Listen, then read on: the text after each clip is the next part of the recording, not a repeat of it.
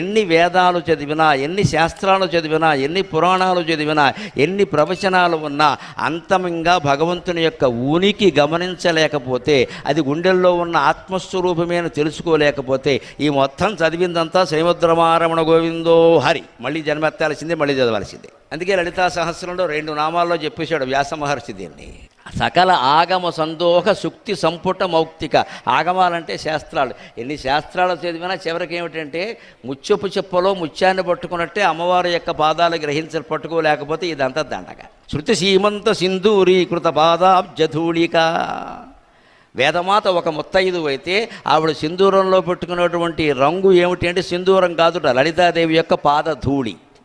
అంచేత నువ్వు వేదం చదవడం అంటే అమ్మవారి పాదాలు అందుకోగలగడం, గ్రహించగలగడం. శాస్త్రాలు చదవడం అంటే అమ్మవారి యందు భక్తి కుదరడం. భగవద్భక్తి లేనప్పుడు ఈ శాస్త్రాలు దేనికి పని లేక, గర్వానికే నేను ఇంత చదివానని చెప్పుకోవడానికే.